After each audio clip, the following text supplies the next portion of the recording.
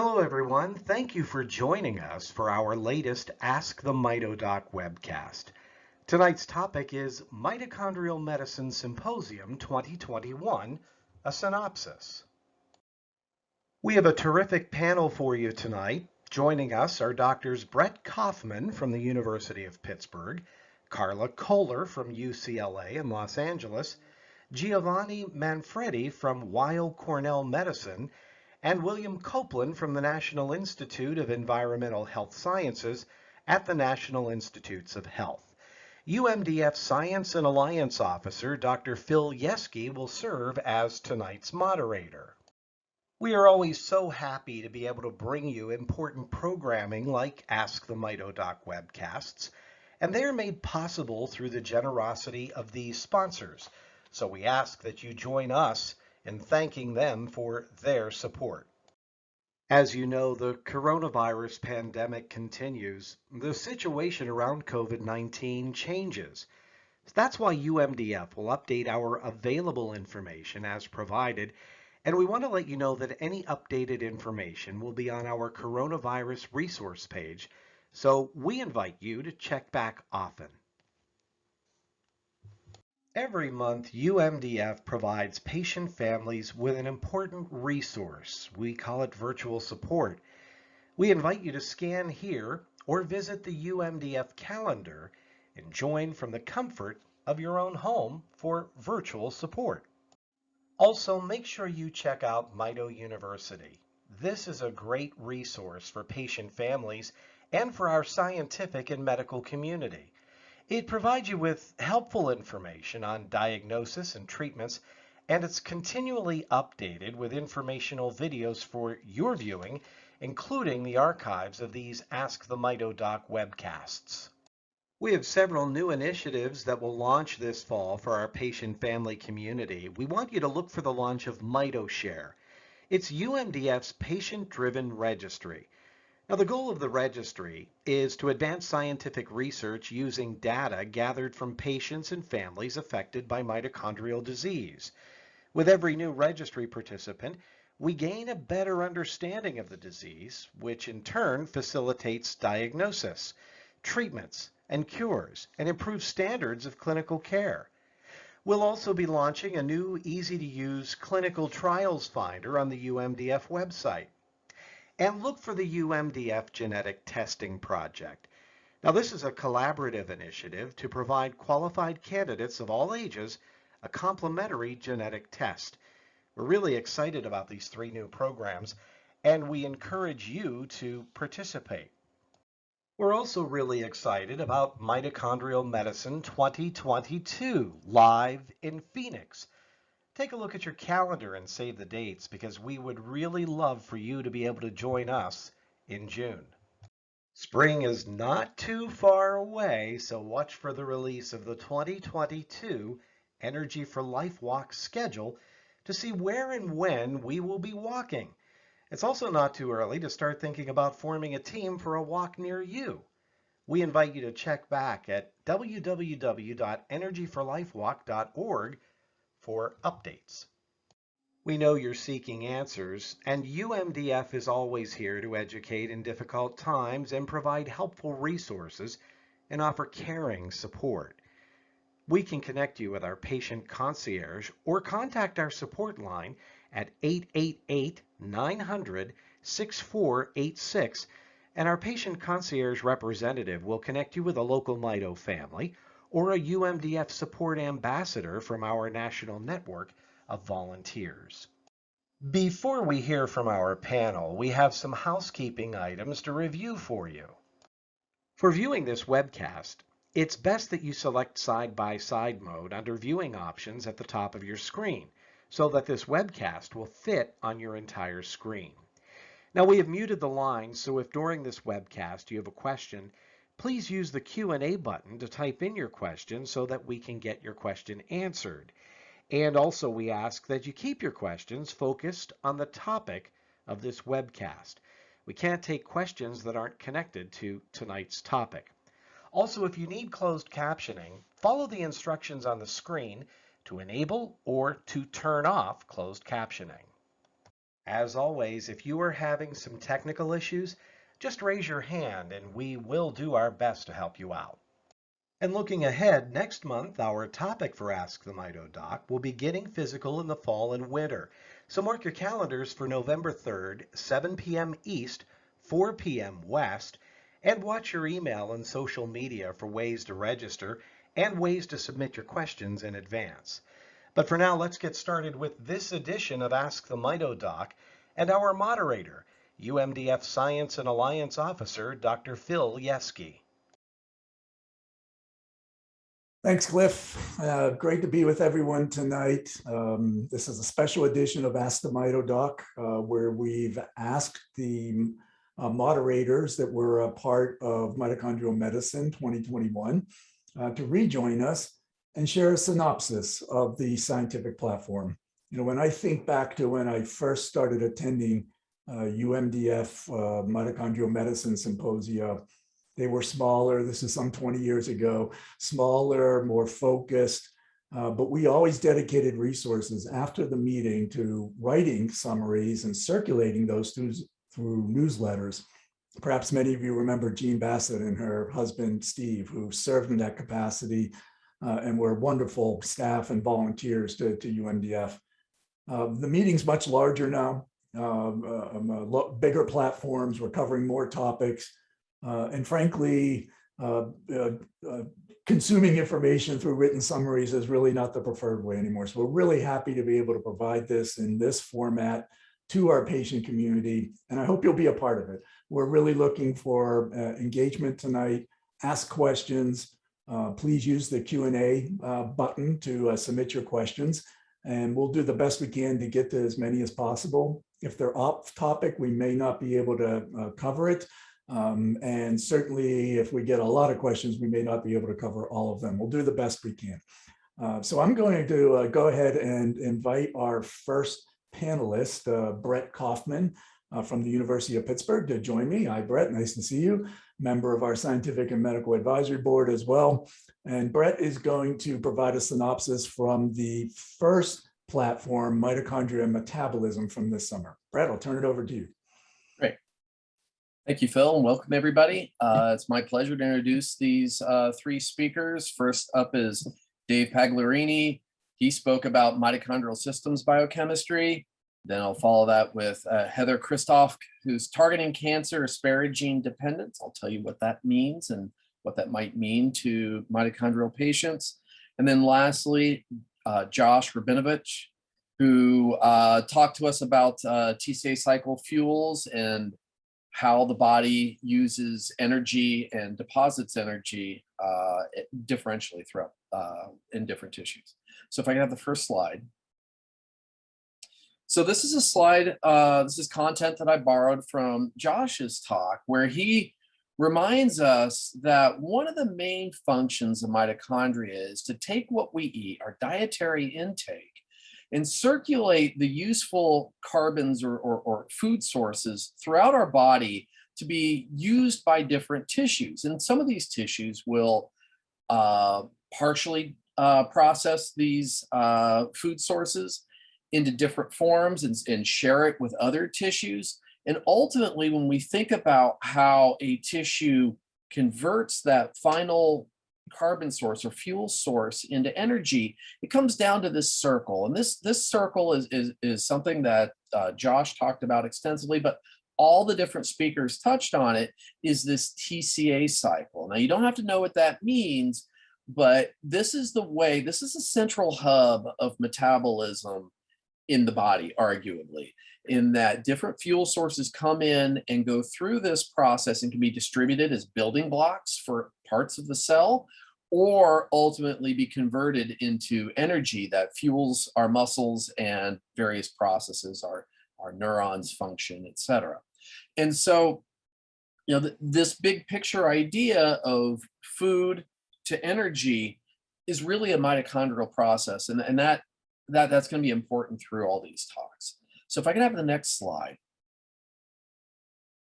So there's an interesting challenge that was very elegantly communicated by Dave Pagliarini's talk, that are summarized in these two little cartoons by Dave.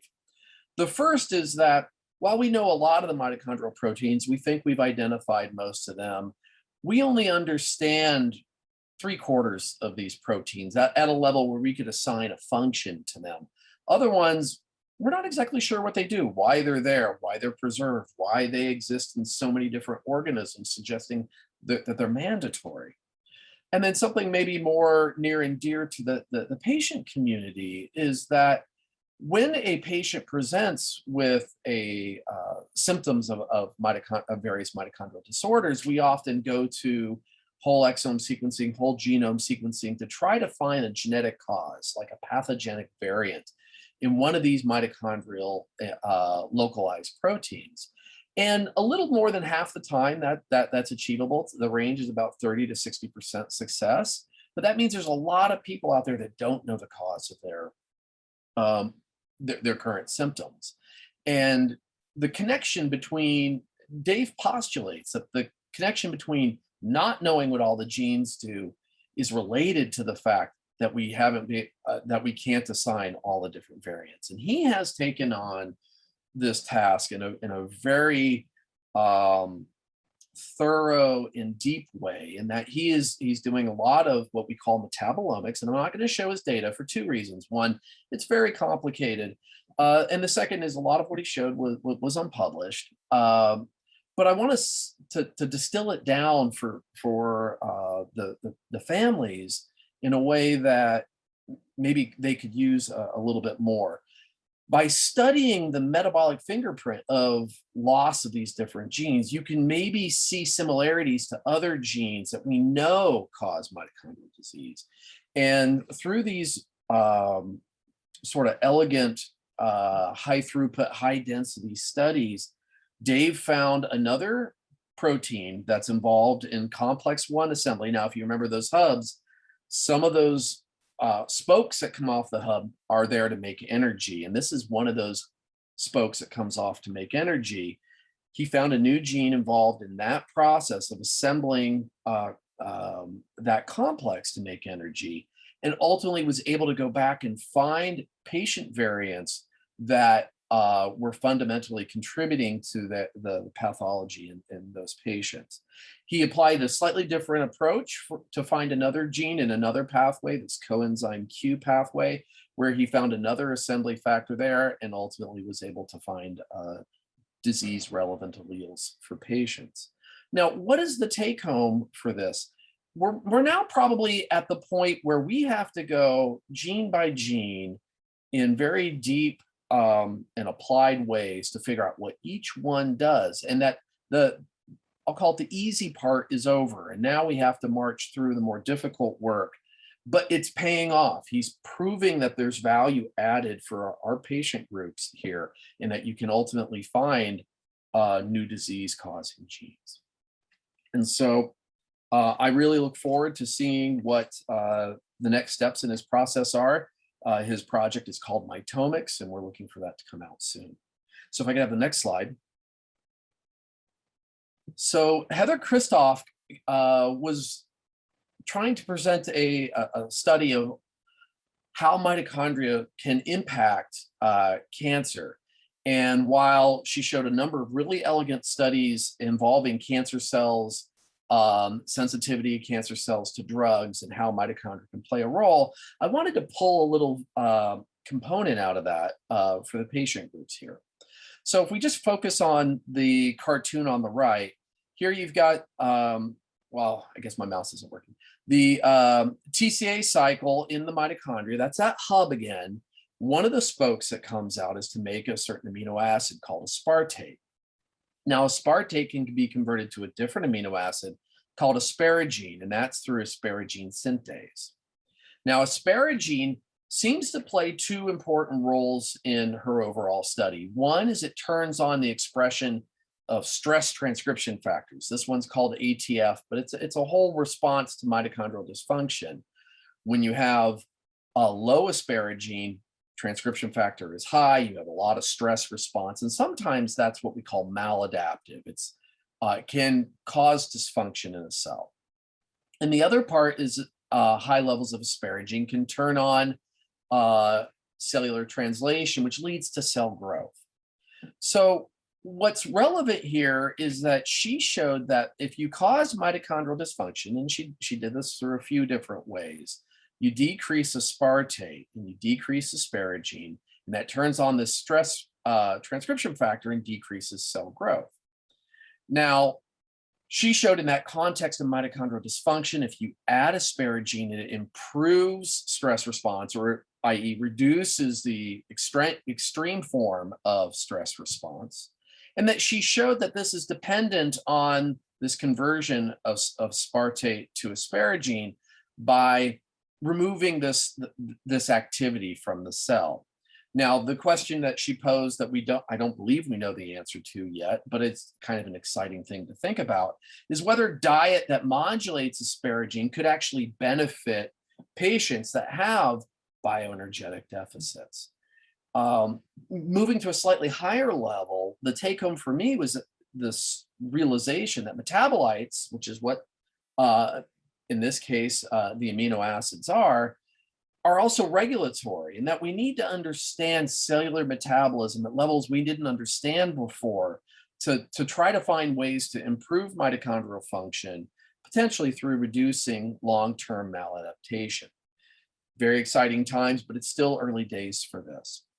And then if I could have the next slide, please.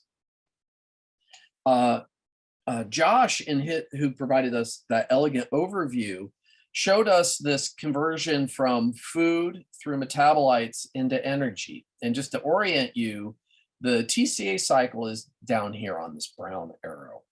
And what he was interested in is how do different tissues take food or metabolites and ultimately convert them into the Tca cycle, which is the predecessor or prelude to energy.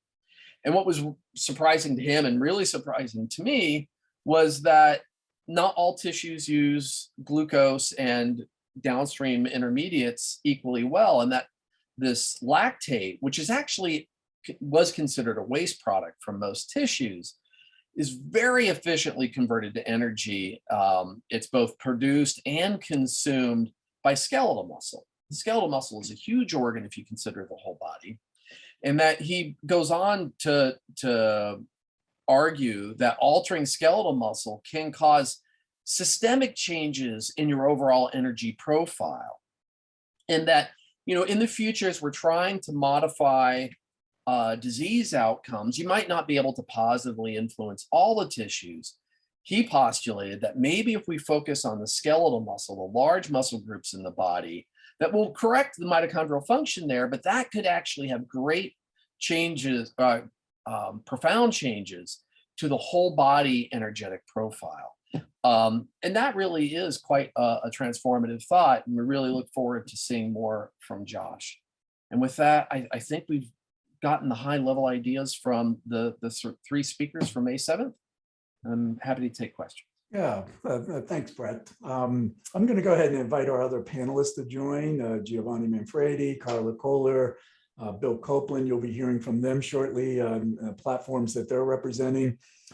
Brett, it was an interesting session, right? And let's face it, metabolism is really at the heart, right, of mitochondrial function.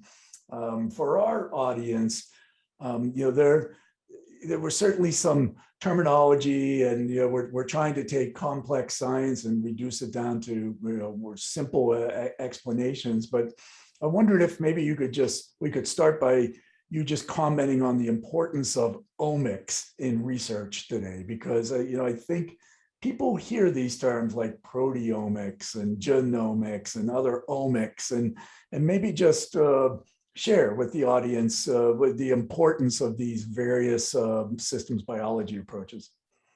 That's a great question. Omics is a term that, at least for me, I would generally apply it to high content data. So this is where we take we study a lot of different molecules all at once. Like if we're looking at all the RNA in a cell, that's RNA-based sequencing. That is where you get whole exome sequencing, and that's a form of omics, transcriptomics in one case. And there are variations on that theme. Proteomics is to look at all the proteins the best that you can present in the cell and their relative levels. Genomics is looking at all your genes, and metabolomics is, at least this is steady state. Well, he was doing mostly flux, but for the purpose of defining it, we'll look at the steady state levels of all the different metabolites in the cell. And you can look at, in some cases, 3,000, some on higher end systems, look at 12,000 different metabolites all at once and quantitate them very carefully. They play a role now in that, I'll use the initial image from Dave Paglarini, where we have 25% of the mitochondria that we don't understand. Right. And we now need to understand at a very deep and rich level, when you lose one of these proteins, how does it change the metabolic profile? And there you would use metabolomics to look at those changes. Now that fingerprint, that sort of characteristic 3,000 different metabolites, what does that look like? And how does that give us clues to figure out what that gene or protein does? There are lots of different ways that this can be integrated into different data sets and the study of patient cells to try to understand what's wrong with that cell and what do we know from other studies that might inform therapy, might inform the origin of dysfunction, things like this. Yeah, so I mean, it's really an important take-home message here. You know, I would say most of what you described is pretty basic research, right? It's still sort of understanding the mitochondria, the genetics behind it, how it works. And you know, the message is we still have a lot to learn. You know, here we are in 2021, we've made tremendous advances, but there's still a lot of ground to cover. And that ground represents hope for our patient community, in that we still have important research to better understand how the mitochondria work, and that in turn, that will translate over time to practical clinical applications that can benefit the patient. So it all starts with this very basic research, and we're really fortunate to have a slate of speakers that kind of represented the cutting edge of what's going on in mitochondrial metabolism right now. I'll open it up if there's anybody else from our panelists that have a question. There was one question from Q&A. Do factors like ATF4 in Heather's presentation contribute to a higher or lower level of heteroplasmy in mitochondria? Maybe we should just stop and make sure everybody understands the concept of heteroplasmy first. And Brett, are you comfortable taking that one on? Or certainly. Mhm. Heteroplasmy is a condition. So mitochondrial DNA is present in almost all cell types except for red blood cells. And there's hundreds to thousands of copies of the genes. So there are these little circles that encode the whole mitochondrial genome. And because of that, you could have one bad copy, you could have 5 bad copies, you could have 55 bad copies out of 100. You have this continuum of potential variation load within a cellular population. And that's the term heteroplasmy. That is, your heteroplasmy load is the relative abundance of the variant among the entire population. And that's part of the reason why there's something of a continuum of phenotypes in Right. patients that have heteroplasmy. Yeah, generally speaking, the more, the larger the percentage of the mutated DNA, the worse the symptoms associated with it. Yeah. So maybe this is Giovanni. I Yeah, feel please. it's difficult to answer the question. I think it's a really good question.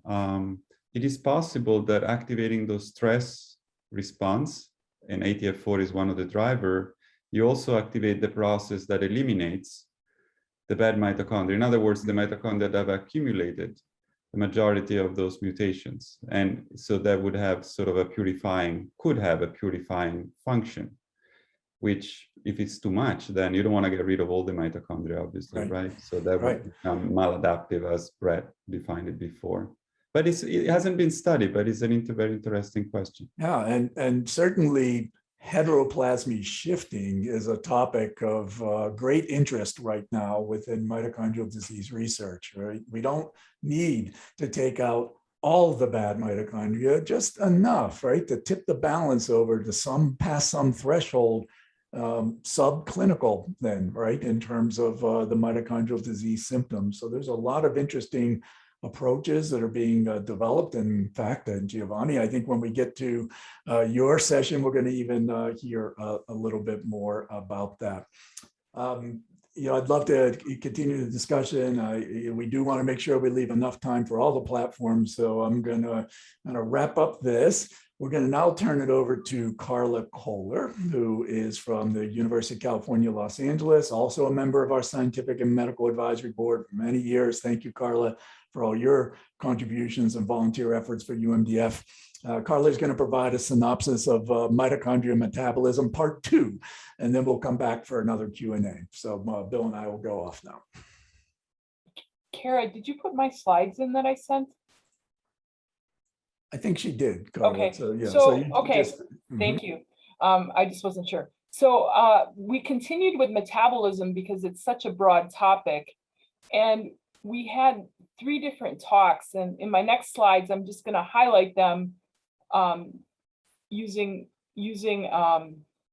some general slides. And so we had 3 really distinct talks, and we might not necessarily associate them with metabolism. But if we look at how complicated metabolism is, and we focus in on little parts, they really become metabolic stories. And so we had 3 talks from Dr. Schoen, Rudder, and Sumolayan, and they really focused on individual parts. Dr. Schoen talked about Alzheimer's. Dr. Rudder talked about how a small metabolite gets into mitochondria.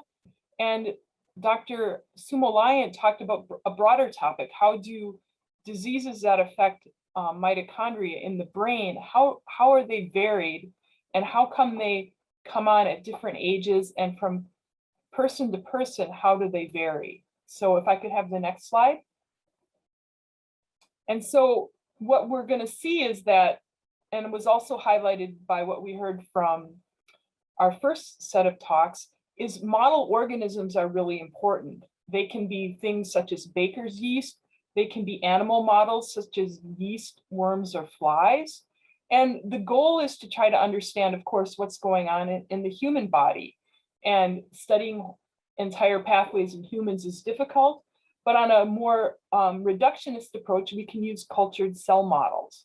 So what we're going to see is that the combination of studies in model organisms, along with studies in cell culture, and then interactions with patients directly, all come together to really try to help us now develop new therapeutics for developing strategies, and also for understanding these diseases. Can I have the next slide, please? And so if we look at the mitochondria network, it's really a 3-dimensional meshwork. And all of these pathways are intertwined. And so we a lot of times are looking at multi-dimensional networks of reactions. And so if we look at this whole big thing, we're going to get overwhelmed. But on the next slide, we can simplify this. So we can think about the foods that we eat. So things like, proteins, bread, carbohydrates. What's going to happen is in metabolism is they're going to start getting broken down into simpler building blocks, and they're going to kind of come to a point at acetyl-CoA. And this is where we have this Tca cycle, and the mitochondrion is really at the center of this.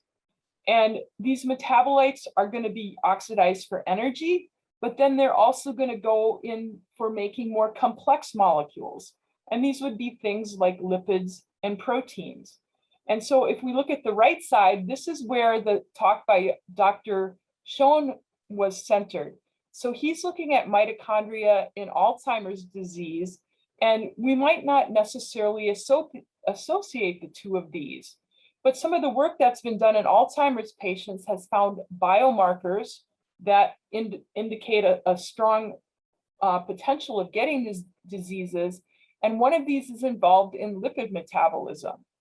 And his work is now looking at the connection between the mitochondrial outer membrane and some of the other organelles within the cell.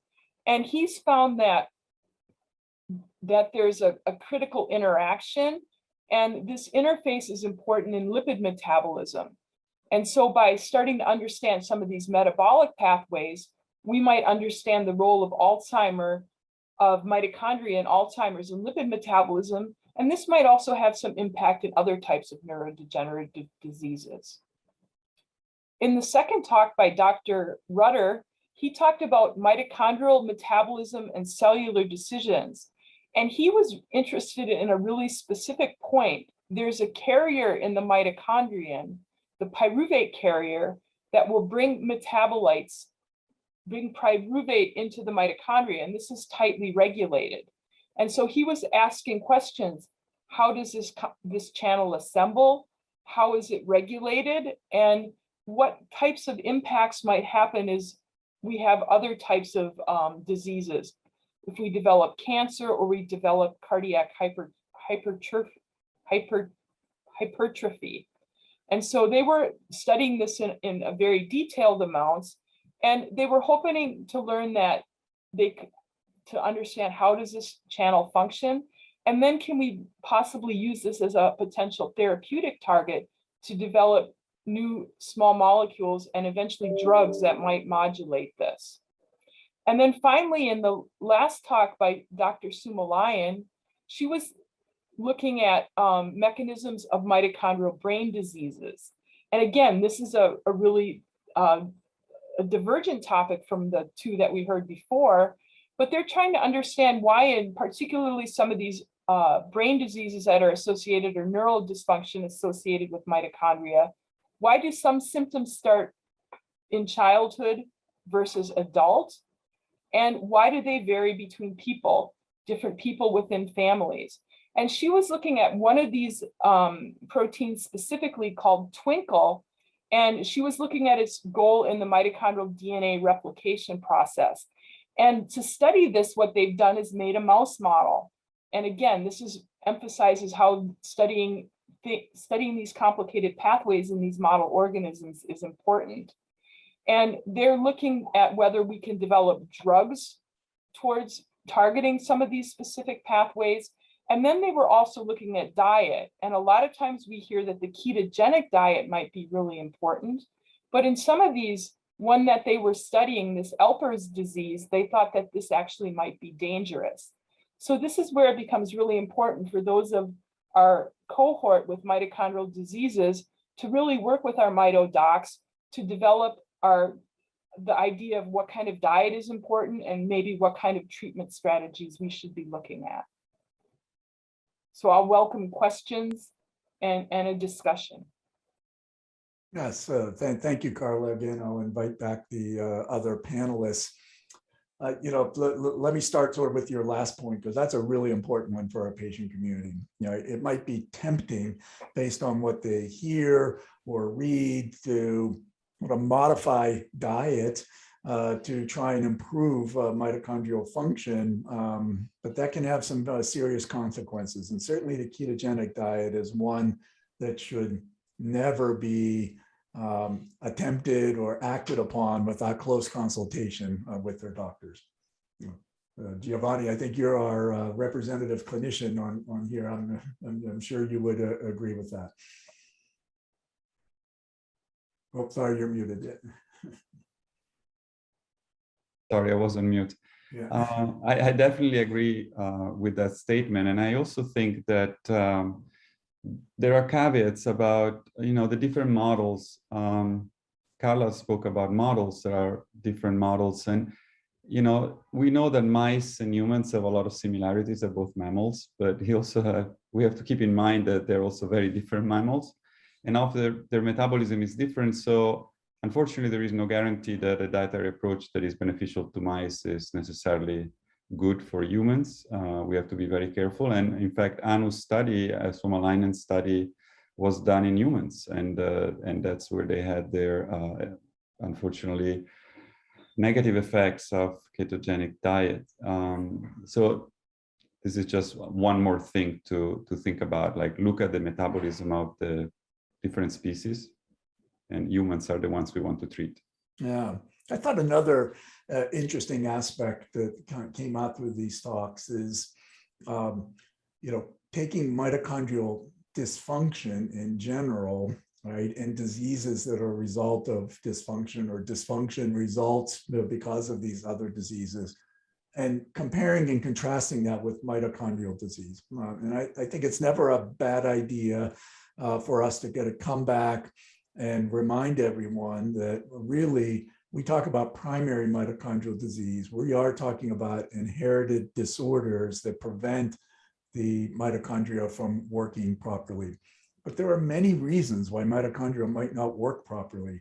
And I wondered if perhaps someone on the panel, I'll let you guys put your hand up or speak up if you want, could just kind of speak to this connection between our primary mitochondrial disease community that we're representing out of the UMDF and other diseases that are related to mitochondrial function and dysfunction.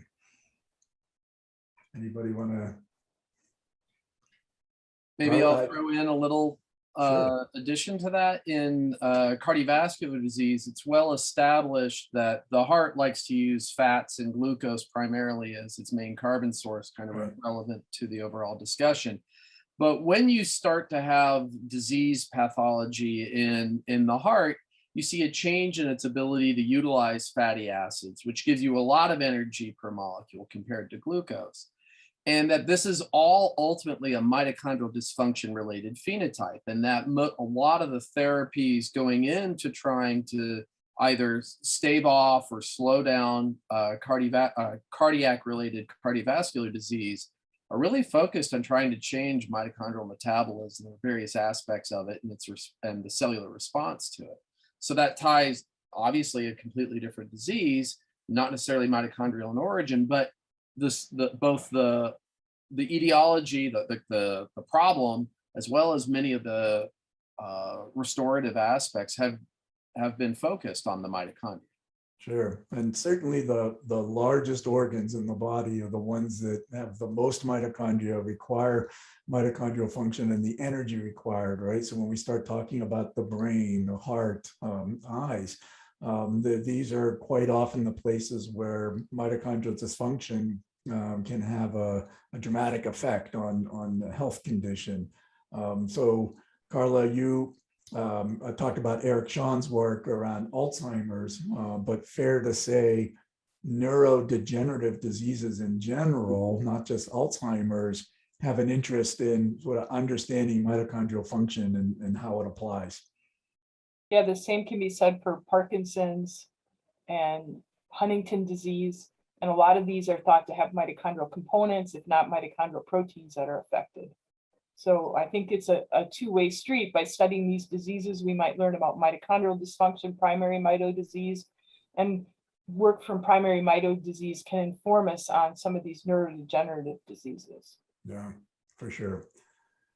Carla, I think we also in your synopsis heard about the need to deal with mitochondrial membranes in research, and I wondered if for our audience you might just briefly talk about the challenge of mitochondria and how they're structured and why that makes it so hard to get things where you want them to go inside the mitochondria.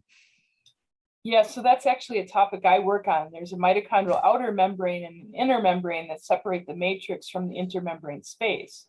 And the mitochondria has its own small genome, which codes for a handful of proteins that go into the inner membrane for our respiratory complexes for oxidative phosphorylation.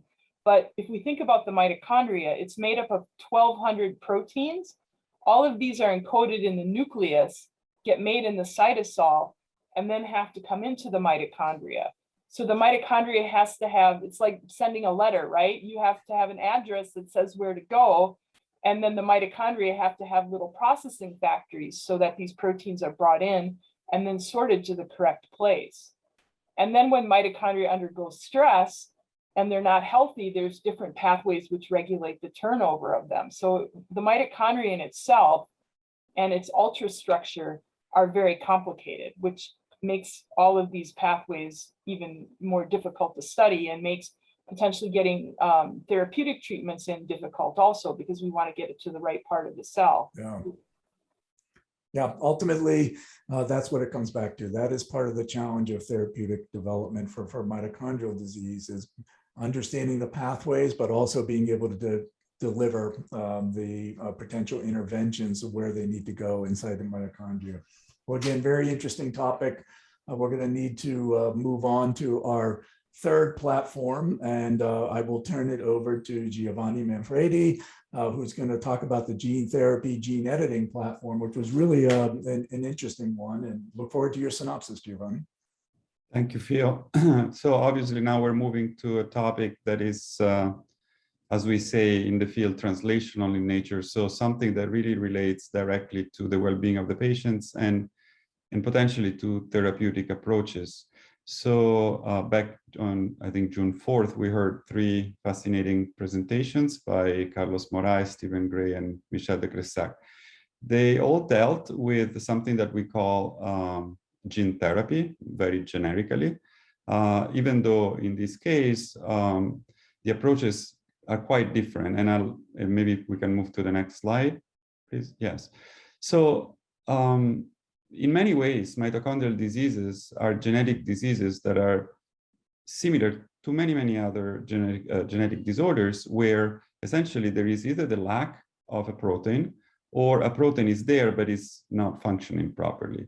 And it seems obvious to conclude that if we were able to somehow replace this protein, we should fix the problem. In most cases, we're dealing with just one mutation in one specific protein. So conceptually, this is simple. But then from the practical point of view, the question arises of how do we deal with this problem broadly, and especially how do we deal with the problem in the case of mitochondrial diseases? So as I'm sure all the mitochondrial patient community knows, mitochondrial genetic disorder or primary mitochondrial diseases come in essentially 2 flavors. Many cases, many patients are affected by mutations in nuclear genes, so the genes that are hosted by the nucleus of the cells. But then there are almost equally frequent cases of mutations that are in the mitochondrial DNA, and Brad fortunately explained the concept of mitochondrial DNA heteroplasmy already, so we don't have to go over that.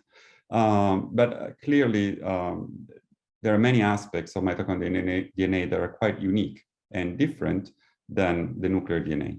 So these 3 presentations address these different aspects of gene therapy approaches for primary mitochondrial diseases. I'm going to talk about Carlos Moraes' presentation first, because in a way it tries to tackle the most complicated problem, which is that of mitochondrial DNA mutation. Why is this so hard? Because in the case of mitochondrial DNA mutation, not only one has to replace the missing gene or mutant gene in the cells by delivering the DNA, corrected DNA, but also has to make it through the 2 layers of membrane that encapsulate mitochondria.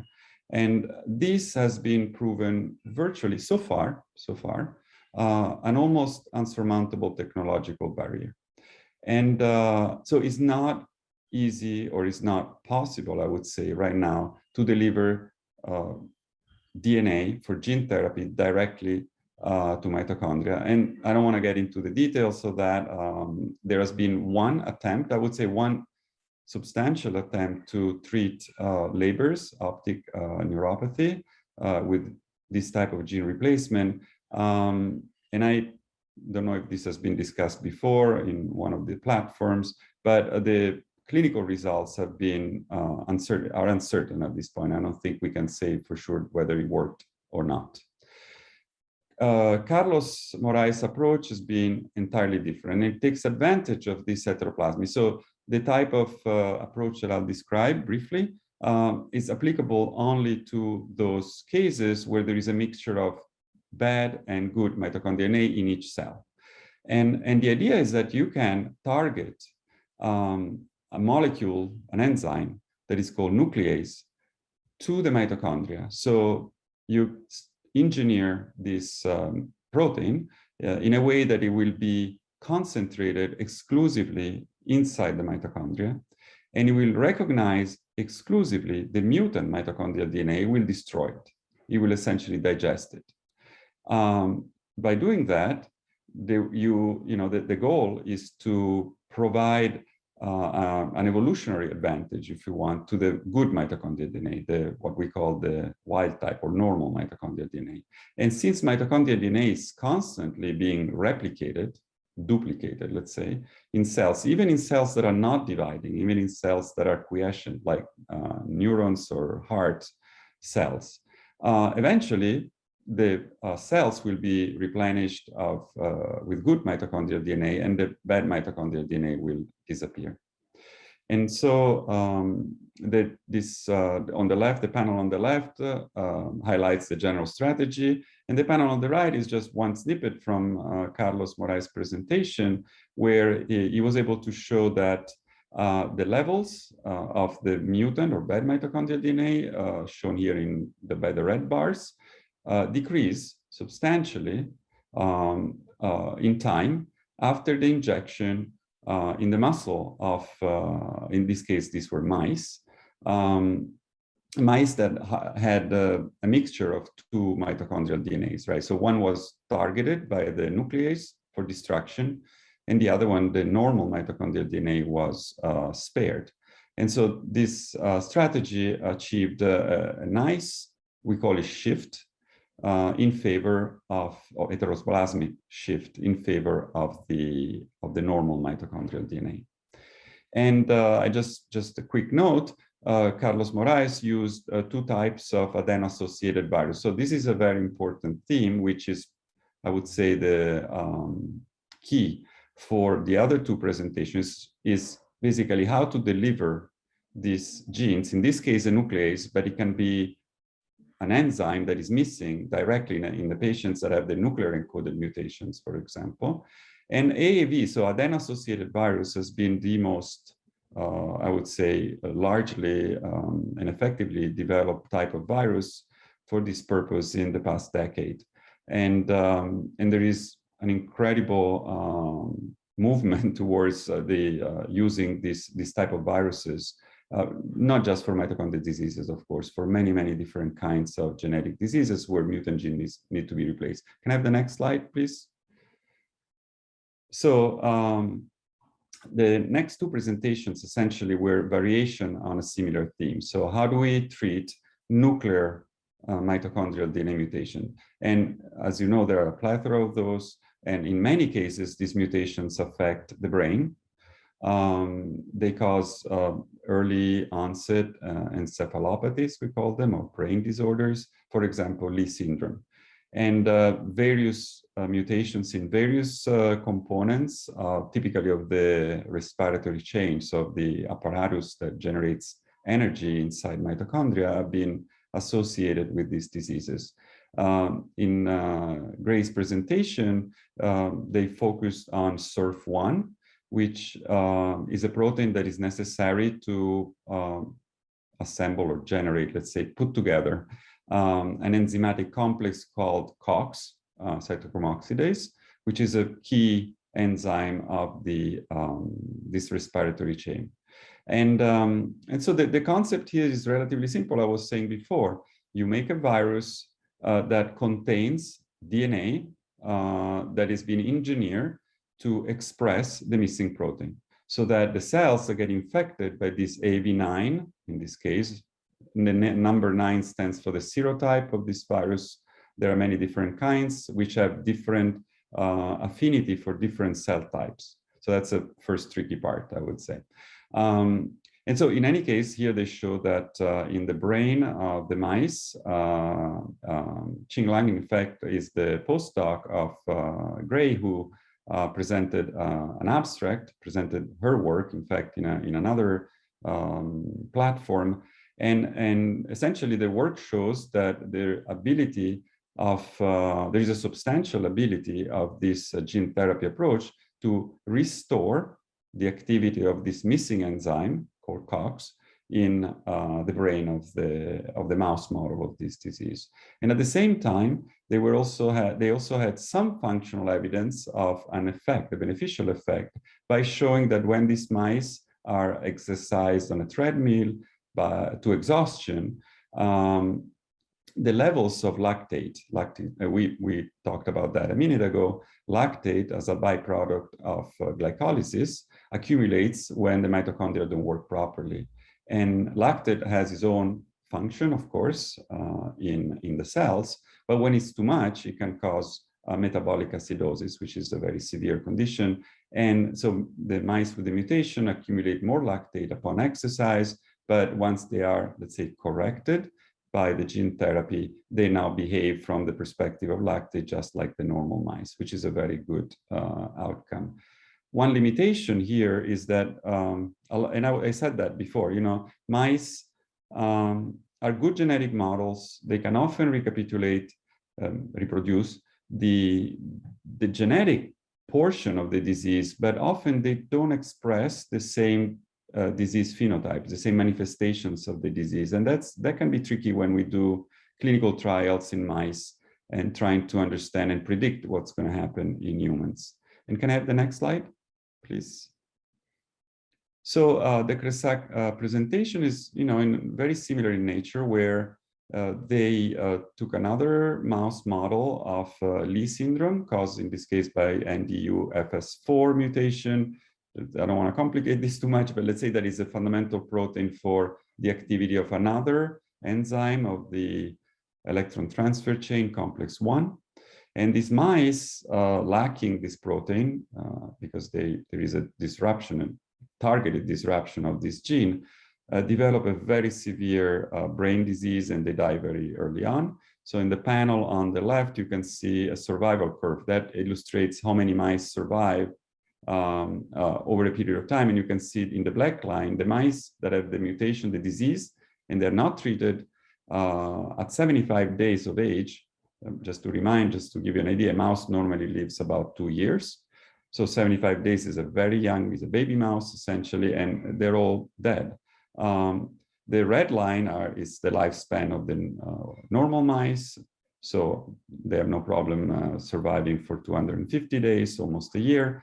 And the blue line is actually the effect of the gene therapy, where the Kresak group replaced this missing enzyme, again, with an AAV, adeno-associated virus strategy, and they have a very nice survival effect. And similar to the presentation that I mentioned earlier, the Grace experiment, also here, they show that there is an improvement in the amount of blood lactate, meaning improvement that there is less accumulation of lactate in the blood of these mice. He made in his presentation some really interesting points, and a lot of them still needs to be verified or further investigated. One is how to deliver. I mean, this is a fundamental problem in gene therapy or for any type of disease, but you can imagine mitochondrial diseases where, as Phil said before, there are very large tissues that are affected, such as muscle. That's the majority of the body mass, in fact. But other tissues that are smaller, such as the brain, but still have many, many cells that need to be treated. So this is like a big challenge. How do you infect all these cells by injecting? And I remind you that this adeno-associated virus can only be injected once. So unfortunately, this is not something that we can keep doing over and over time, because people develop antibodies as if this was any other, run-of-the-mill infection, and they would, your own body would destroy the virus before it can function. So they're generally given only once, and so far, both in animal models and in some few but very important forms of human diseases, are delivered in a targeted manner. So either to the brain or to muscles or some other specific organ that may be affected. So how to achieve, in the case of mitochondrial diseases, widespread body-wide distribution is certainly a challenge.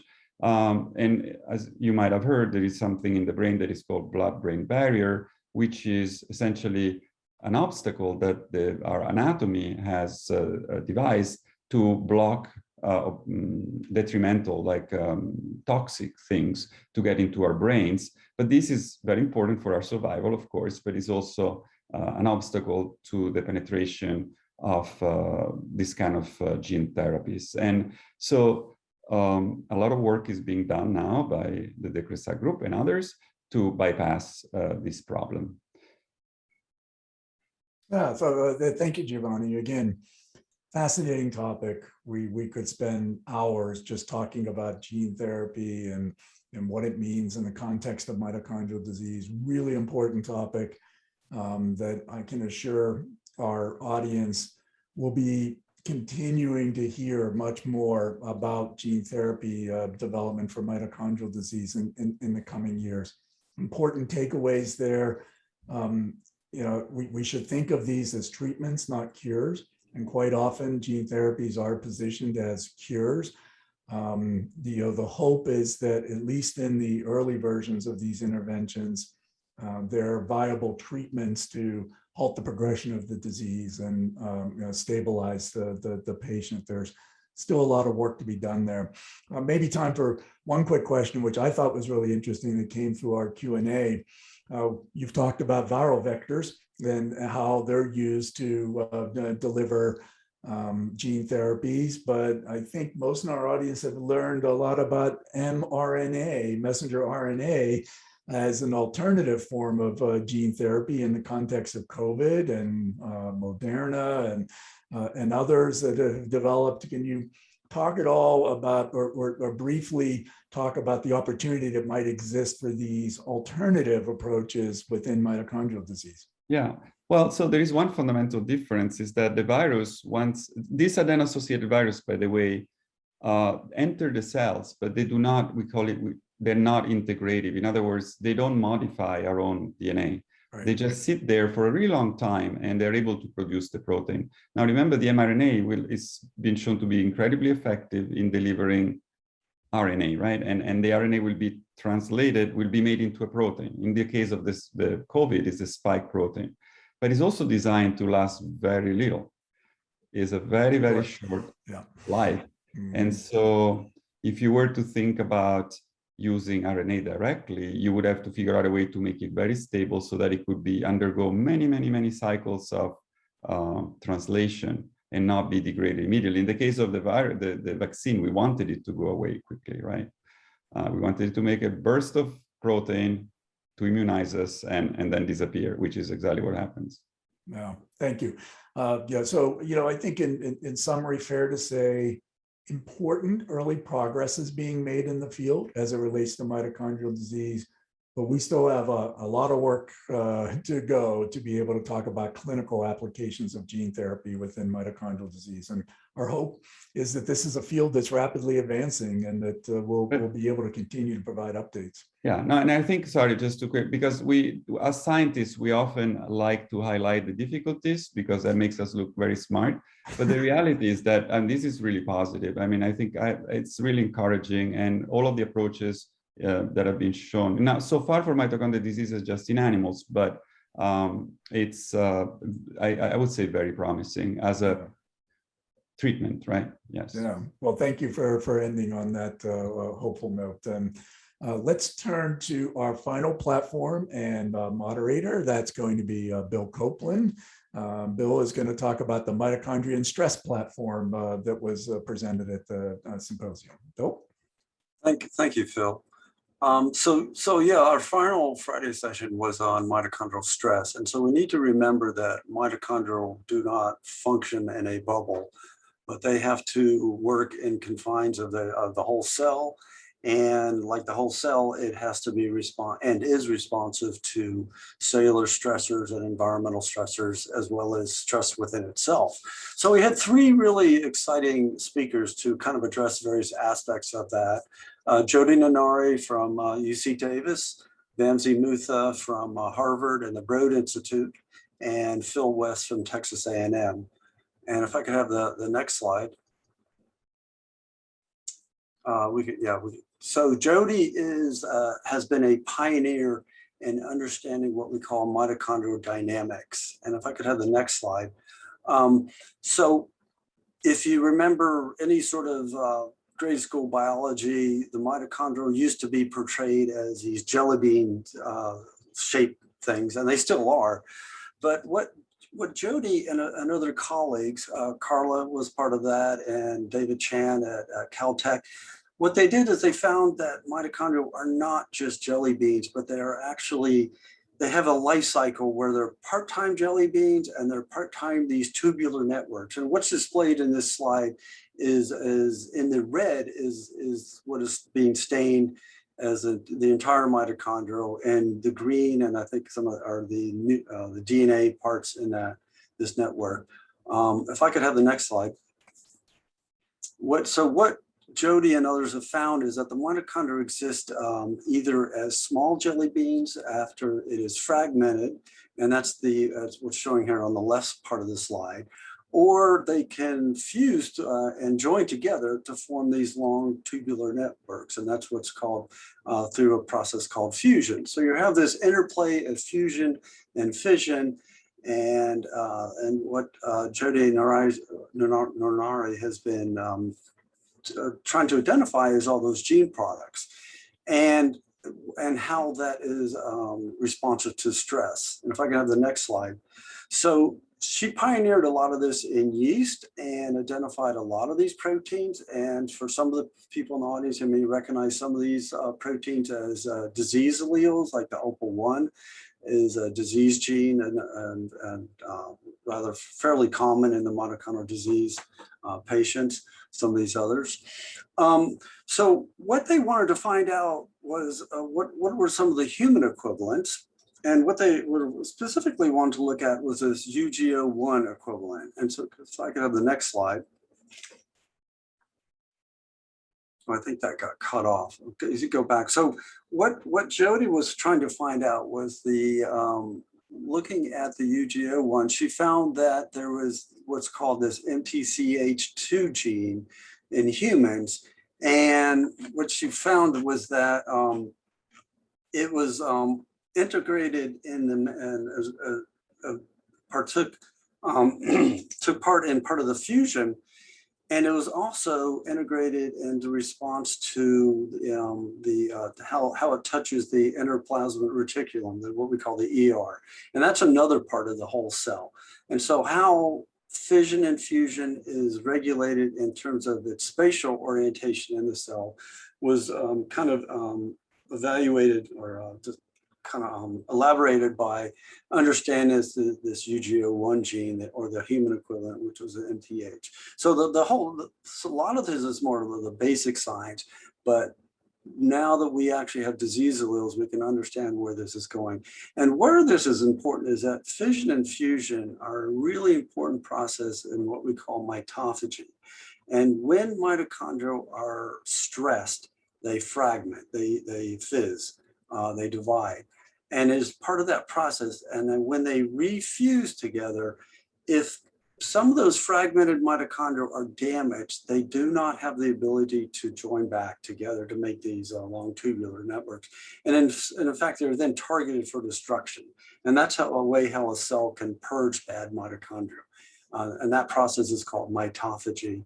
Kind of a specialized autophagy just for mitochondria. And that's kind of been where the forefront that Jody has been kind of describing. So from there, I think let's move on to the next talk was given by Vamsi Mutha. This was a little bit more of like a therapy, but it's understanding how mitochondria respond to oxygen. As you know that, if I can have the next slide, oxygen, of course, is the end product recipient of the electron transport chain. And as a product of that, we get CO2, which is then carried out by the hemoglobin, and that's what we expel. What Vamsi has shown using a Lee syndrome model, and that's what's this NDUFS4, KO stands for knockout mouse model. That's one of the complex 1 gene products. And so in normal oxygen, these mice, which you knock out this gene, only live to about 70 days, which is about a third of their lifespan. But what was surprising is that if you lower the oxygen down to 11%, those mice were living to a normal lifespan just by that. And now 11% is very low for us. He then went on further, if I could have the next slide, and showed that he could do a similar thing with using a nematode. The C. elegans is a nematode, it's a worm model. But both in the wild type and these NDUFS1 and knockout models, he showed that a normal oxygen, the nematodes grow fine, but if you actually increase the oxygen, so this is the opposite of hypoxia, it's called hyperoxia, in too much oxygen. But even in wild type, and especially the Lee syndrome models, the worms were extraordinarily sensitive to extra oxygen. The worms can live at 50% oxygen, the wild type ones, but comparing that to the 21%, you do see a significant decrease in lifespan if you raise the oxygen further. And so, if I could have the next slide. So basically, his key finding is that hypoxia is a natural suppressor of mitochondrial dysfunction. Conversely, high oxygen appears to be toxic in mitochondrial dysfunction.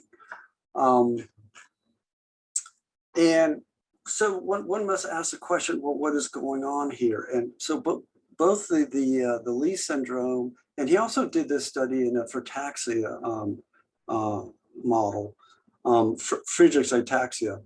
And both of those are known to be sensitive to reactive oxygen species. So one of the thoughts that we were having was that perhaps by lowering the oxygen, you're lowering the reactive oxygen species. But I had a conversation last week in prep for this the Mito doc with Vamsey last week. And it's actually not reactive oxygen species that he's suppressing, but it's actually the suppressing damage to iron sulfur complexes. And those are key complexes of part of the electron transport chain. So you're actually preventing damage to electron transport chain by lowering the oxygen.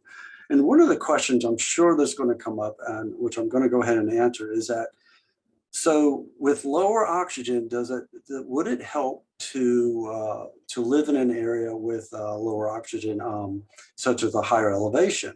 And Vamsey actually answered that in their talks, and anecdotally he found that people had given him stories that mitochondrial patients per se, and this is anecdote, there's no good clinical study of that, that people seem to do better when they move to a higher elevation.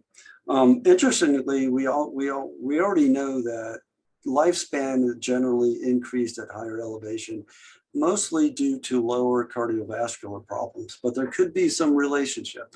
I want to stress though that this is very early in this research, so we don't know really the underlying mechanism, but it's a real exciting time to try to follow what Vamsey's doing in the hypoxia treatment. And he is starting, I think, some preclinical trials with some patients on that. So if I could move on to the next slide. And our last speaker was Phil West, looking at who's studying the innate immune response. The next slide. So when Phil West was a postdoc with Jerry Shadle at Yale about now 10 years ago, what they discovered was that when mitochondria are stressed, they can release their DNA. And what happens then is that it can stimulate the innate immune response. So our immune response is divided grossly into two parts. We have the innate immune response and an adaptive immune response. So when we're taking a vaccine, we're actually teaching our adaptive immune response to build up the proper antibodies against things like COVID and such. But the innate immune response is more of a primitive mechanism of how our cells deal with sort of stress, and it'll stimulate things like inflammation. And what, if I could have the next slide, what Phil West showed many years ago was that when mitochondria are stressed, that they can release DNA, and through a fairly complicated process by using what's called C-gas will stimulate the sting mechanism, and that will release these interferons and cause inflammation. And so what he's doing is he's trying to understand the interplay between this and mitochondrial disease. And what has been, let's see what the next slide is. No, we can go back. Sorry. So what Phil West was trying to show was that there's a lot of disease models that also show inflammation.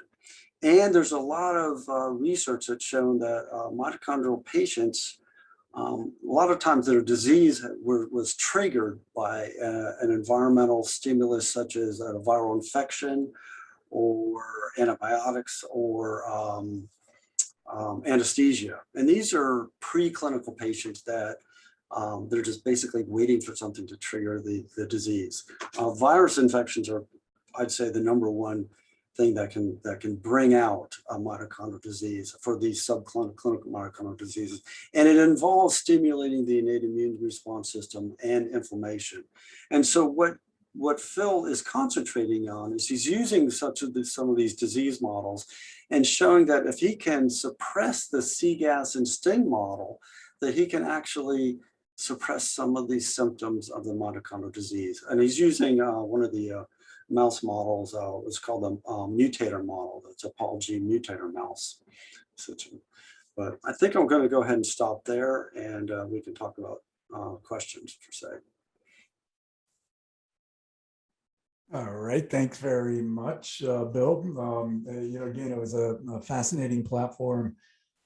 3 really good talks, and anytime you have Amzi Mutha on the platform, you know you're going to generate a lot of discussion, and certainly the concept of hypoxia as a potential direction for therapeutic development is an interesting one for mitochondrial disease. I really appreciate you taking the time to reach out to them and get a little bit of feedback and sort of get ahead, if you will, of some of the questions that may come from the patient community.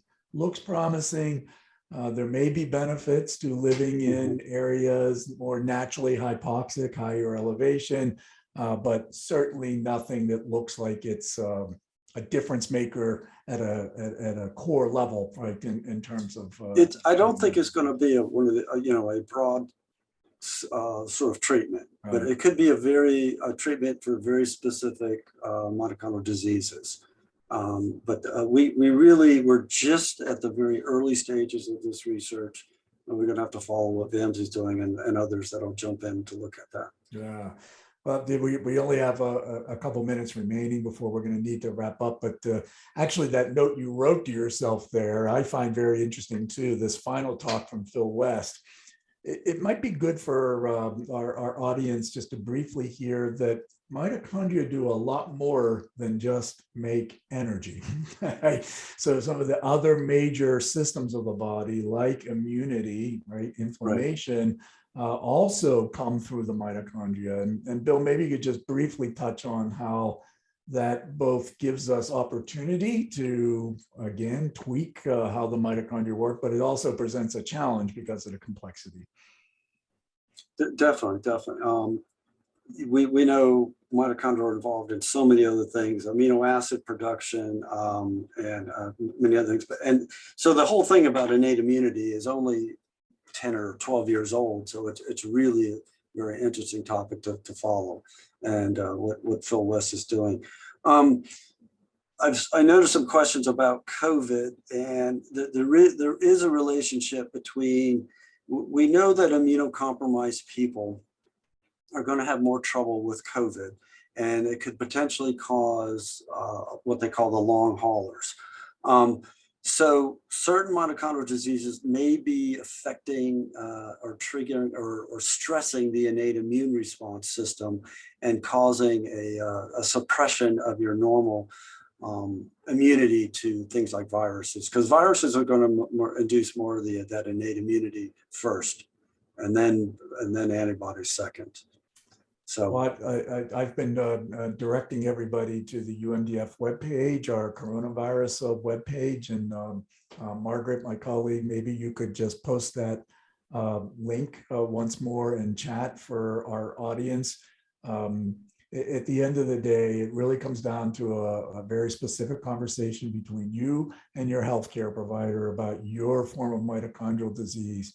But all the general practices apply: social distancing, mask wearing, avoiding contact. These are all ways to prevent becoming infected and hopefully leading to a better outcome should you be infected. But I know there's a lot more detailed questions there, and unfortunately tonight we just don't have the time to get to those.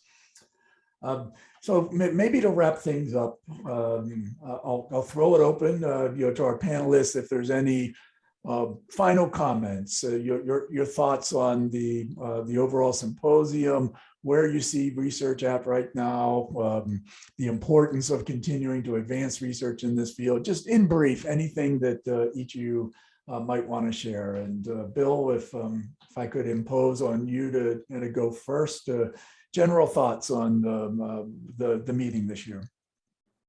Oh, I think it was really good. I really liked the therapy session. I think there's a lot there that we're looking at. Unfortunately, we just can't, of any of these symposiums that I've helped put together, we only can select a few talks, but there's a lot of good science going on there. And one thing I think that I would have liked to see more, and maybe we will next year, is we mentioned earlier genomics or omics. Omics, genomics, proteomics. I think there's going to be a lot coming there. And, I thought a few years ago, well, we understood all the disease alleles and diseases and mitochondria, but every month we see a new gene being identified associated with a mitochondrial disease. So we're far from over. Yeah. And that's where getting your whole genome or whole exome sequence or good cohorts and stuff. We're good. There's still a lot. Absolutely the case. Giovanni, what about you?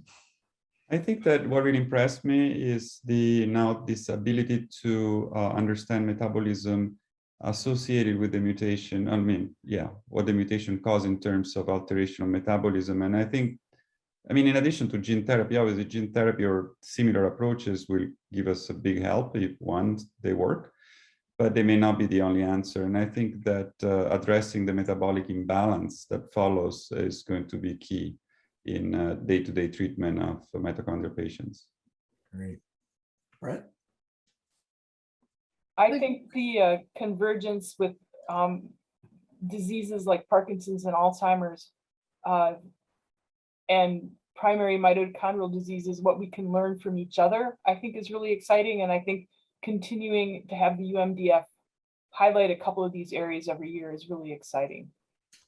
Yeah, so in next June in Phoenix, we're going to have a platform dedicated to autism, right, which definitely has a mitochondrial component to it. Bob Navio is going to be chairing that session. He's co-chair for the overall conference, and agree with you wholeheartedly. Frankly, Carla, this is part of what differentiates mitochondrial disease from many other rare diseases, which in their own right are terrible diseases, but they don't have these connections to more common diseases. We can take advantage of that to increase the amount of research and even just a little bit more money and interest coming into the space. If that flows to primary mitochondrial disease, our patients, that's a real win for us. So I agree with you. All right, Brett, the final word is going to come to you for your thoughts. So I think maybe as we look at just what was discussed today, just how broad the field is, even if you're focusing on primary mitochondrial function and bioenergetics, et cetera, you're looking at removing bad genes, adding in good genes, altering metabolism, changing metabolic profiles, small molecule type therapies.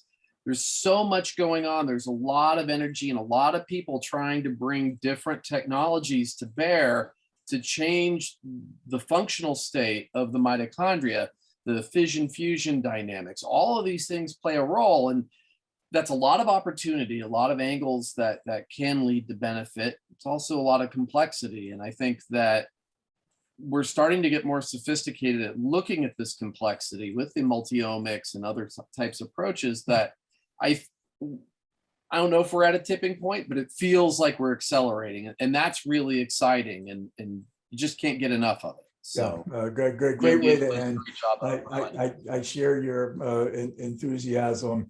There's a lot still to be learned, but we're making real progress.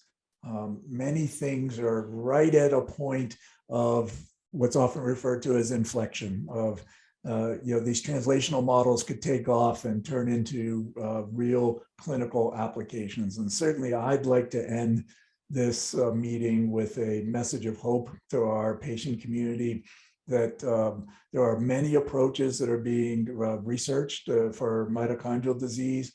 UMDF is doing all it can to help support research, whether it's taking place in academia or in industry, particularly as clinical trials come, participation in patient registries, participation in clinical trials. These are going to be the crucial steps that you as patient can take to play your part in bringing treatments to market for mitochondrial disease patients.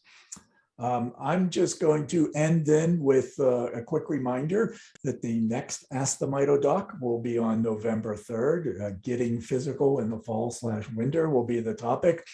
And with that, I'm going to thank our panelists, Bill, Carla, Giovanni, Brett. Thank you for the effort you put into summarizing for our patient community. And we look forward to seeing everybody next June in Phoenix. Good night, everybody.